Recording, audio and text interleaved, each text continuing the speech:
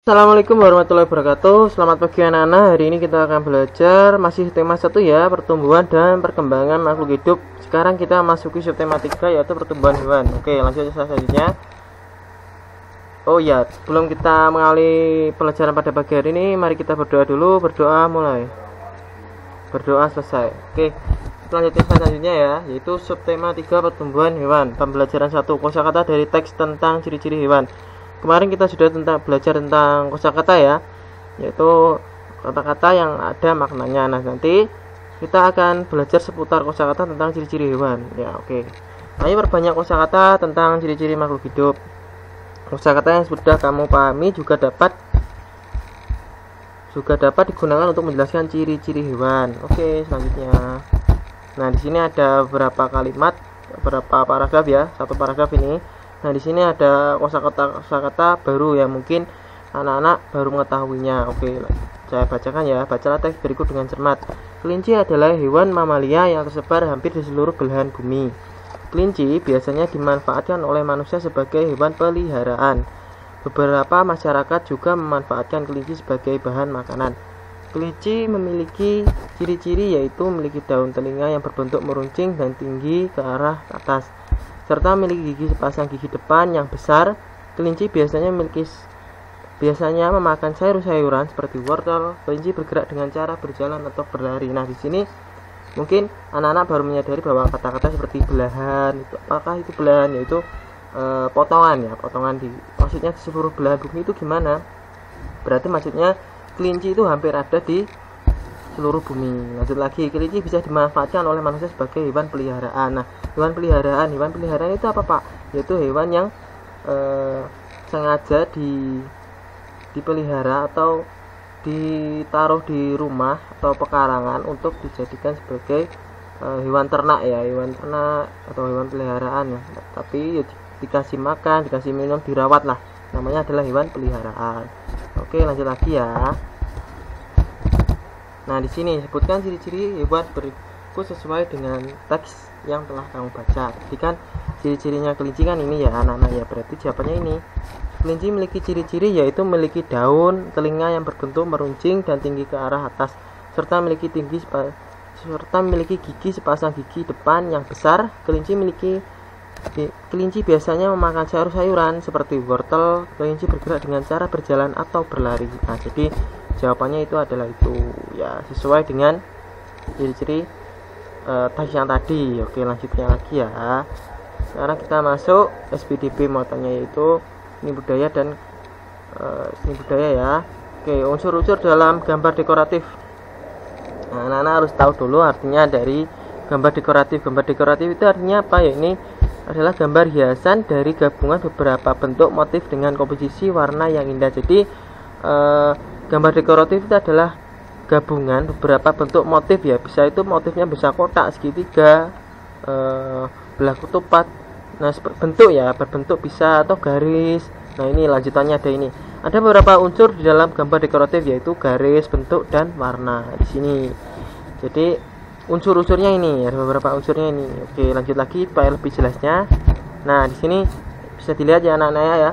Tadi ada mode unsur, yaitu yang pertama bentuk dan kedua adalah menggunakan warna. Perhatikan gambar-gambar dekoratif berikut. Nah, di sini adalah bentuknya apa ini? Bentuknya adalah ketupat ya, belah ketupat ya ini. Ya, ini belah ketupat. Nah, bisa dilihat warnanya adalah biru, hijau, biru, hijau. Nah, garis yang digunakan adalah kombinasi garis zigzag. Nah, di sini ternyata juga menggunakan garis juga, yaitu garis zigzag ya. Set ini ya, zigzag ini ya. Terus bentuk yang digunakan adalah belah ketupat. Warna yang digunakan adalah biru dan hijau. Ya, lanjut lagi. Nah, di sini juga sama. Identifikasilah garis, bentuk, dan warna pada gambar dekoratif berikut. Nah, di sini sudah jelas ya bahwa ini juga zigzag ya, ini ya, zigzag, garisnya zigzag, dan motifnya untuk bentuknya itu apa? Bentuknya adalah memakai segitiga ya, segitiga sama kaki ya ini ya. Lanjut lagi, dan warnanya ini apa? Itu ada warna merah, ada warna oranye, ada warna biru, ada warna ini abu-abu ya. Lanjut lagi ya, merah, oranye, abu-abu, dan biru. Oke, udah ya, paham ya. Jadi warnanya itu merah, oranye, abu-abu, dan biru. Untuk bentuknya adalah segitiga sama kaki. Nah, untuk garisnya juga sama, garisnya seperti tadi, yaitu zigzag ini. Nah, lanjut lagi. Nah, di sini identifikasilah garis, bentuk, dan warna pada gambar dekoratif berikut. Nah, di sini ada gambar kupu-kupu ya anak-anak ya. Nah, untuk garisnya ini apa ini anak-anak? Yaitu garisnya lengkung. Terus bentuknya apa ini? Bentuknya itu ada yang lonjong. Ya, seperti hampir tabung, tapi bukan seperti tabung, ini lonjong ya bentuknya. Dan ada yang bentuknya selebaran ini. Terus gambarnya, terus warnanya apa? Ada oranye, ada kuning, ada biru, ada, oh ya tadi bentuknya juga lingkaran ya, ada lingkaran juga, ada garis ini. Oke, lanjut lagi ya anak-anak ya. Ini perkalian bilangan dengan cara bersusun. Nah, kemarin kita sudah belajar yaitu bagaimana penjumlahan dengan cara bersusun ya. Kita sudah belajar kemarin penjumlahan dan pengurangan dengan cara bersusun, menyimpan dan menyimpan. Kalau penjumlahan itu menyimpan, kalau pengurangan itu kemarin apa? Meminjam. Oke, sekarang kita masuki tentang bilangan dengan cara sekarang kita masuki perkalian ya anak-anak ya, perkalian. Oke, Bapak bahas dulu ya perkalian bilangan dengan cara bersusun. Ayo ingat kembali bahwa penjumlahan berulang suatu bilangan dapat ditulis dalam bentuk perkalian. Penyelesaian perkalian juga dapat dilakukan dengan cara bersusun panjang atau pendek. Oke, selanjutnya. Nah, di sini ada contohnya ya. Perhatikan contoh berikutnya. Seperti kemarin ya, bagaimana cara kita mengetahui isi soal yang berupa soal cerita. Di sini ada soal cerita ya, nah, yaitu dengan cara membacanya dengan teliti. Bahkan kalau belum mengerti juga bisa dibaca dengan berulang-ulang. Oke. Di sebuah toko ikan ada 3 akuarium. Setiap akuarium berisi 15 ikan hias. Berapa jumlah seluruh ikan hias di toko tersebut? Nah, di sini ada caranya anak-anak ya. Penyelesaian cara bersusun panjang. Nah, di sini bersusun panjang yaitu kalau untuk cara bersusun panjang ini sebenarnya gini, yaitu caranya gimana? Yaitu 4 kali 4 sama dengan 16.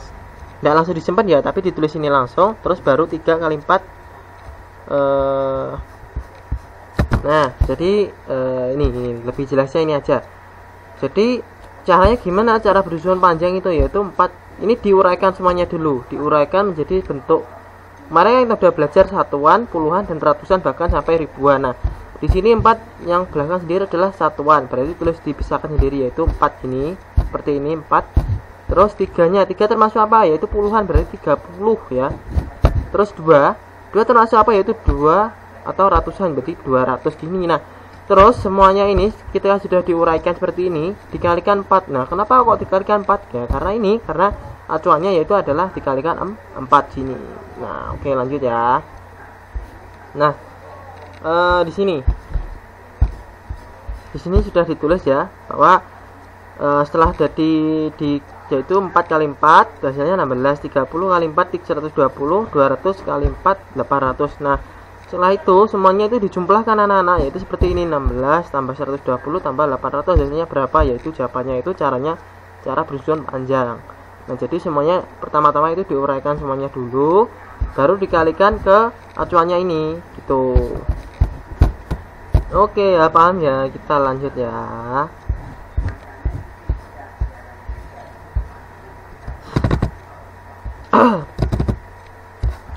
Nah, perhatikan contoh berikut. Nah, ini dengan cara bersusun pendek anak-anak ya. Nah, jadi seperti ini caranya, yaitu penyelesaiannya 234 dikali 4 hasilnya berapa? Langsung ini, yaitu 4 kali 4 sama dengan 16. Nah, setelah 16 ditulis sama seperti penjumlahan, yaitu yang belakang ditulis, satunya taruh di atas. Setelah itu gimana Pak? Yaitu 3 kali 4 hasilnya 12. Nah, dikarenakan tadi yang menyimpan 1, maka 12 tambah 1 yaitu 13. 2 kali 4 sama dengan 9. Kenapa kok 9 ya tadi? Karena ini hasilnya itu kan 13 ya tadi ya. Jadi nyimpan 1 lagi, terus padahal harusnya 2 kali 4 itu kan 8. Kenapa kok 9? Itu ini tambahkan ini satunya di sini. Ini penjelasannya ya anak-anak ya. Bisa dilihat 4 kali 4 16, 3 kali 4 sama dengan 12, Nah ini karena yang 4 kali 4 tadi nyimpan 1 puluhan ya, makanya menjadi 13 ini. Terus lanjut lagi, 2 kali 4 sama dengan 8, terus satu simpanan tadi yang atas akhirnya menjadi 9. Tuh, kita lanjut lagi ya. Nah ini Bapak kalian tulis di buku tulis ya, ini ya, ditulis di buku tulis ya, ini ya, soalnya ditulis di buku tulis. Terus jangan lupa tanggalnya juga ditulis, harinya hari apa ya gitu ya. Ini dikerjakan besok aja nggak apa-apa, kerjakan hari Selasa lagi ya. Ini ya, ini 2 soal ini dikerjakan di buku tulis kalian masing-masing. Lanjut lagi, kita masuki pembelajaran 2. Menuliskan informasi suatu teks menggunakan kosakata yang tepat. Nah, membaca teks juga dapat menambah pengetahuan dan wawasanmu. Selesai membaca, sebaiknya kamu tulis kembali informasi sesuai teks dengan kosakata yang tepat. Nah, lanjut lagi. Makna bersatu dalam keberagaman. Nah, di sini kita harus mensyukuri dan menghargai keberagaman yang ada. Sikap saling menyayangi dan menghargai merupakan pengalaman sila-sila Pancasila gitu. Nah, kita itu harus mensyukuri ya dan menghargai keberagaman yang ada. Kita itu apapun yang diberikan kepada kita itu harus bersyukur, walaupun kita itu kadang iri, kenapa kok temanku itu memiliki kulit yang putih, kenapa kok temanku itu rambutnya ada yang lurus, ada yang keriting, ada yang berombak. Nah, kita harus mensyukuri karena kita itu diciptakan oleh Tuhan itu berbeda-beda dan menghargai keberagaman yang ada, bahwa setiap makhluk hidup itu memiliki keberagaman ya. Jadi kita harus menghargainya, jangan sampai kita itu tidak menerimanya ya, bahkan mengejeknya itu tidak baik.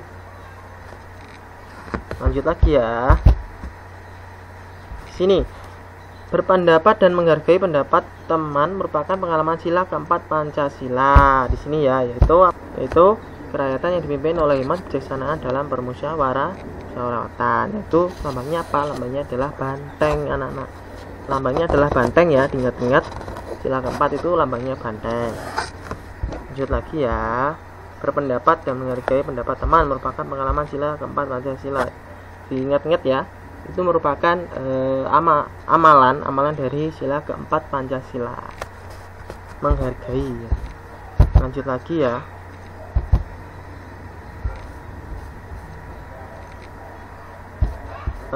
Di sini bisa dilihat pengalaman sila Pancasila keberapa kegiatan berikut. Nah, jadi di sini adalah bentuk dari kerjasama, persatuan ya. Persatuan yaitu berarti dia termasuk apa? Yaitu sila ketiga, itu persatuan Indonesia gitu. Lanjut lagi. Nah, ke pengalaman sila Pancasila keberapa kegiatan berikut. Di sini adalah berdoa, anak-anak. Kalau berdoa kemarin apa? Yaitu ketuhanan yang Maha Esa, berarti termasuk sila keberapa? Sila ke-1 itu ya. Lanjut lagi. Kita sekarang tadi sudah dibahas semuanya ya, yaitu mulai dari atas sampai bawah kita sudah bahas, mulai dari pembelajaran 1 sampai pembelajaran 2. Nah, semoga video hari ini bermanfaat. Jangan lupa tetap semangat dalam belajar. Terima kasih. Wassalamualaikum warahmatullahi wabarakatuh.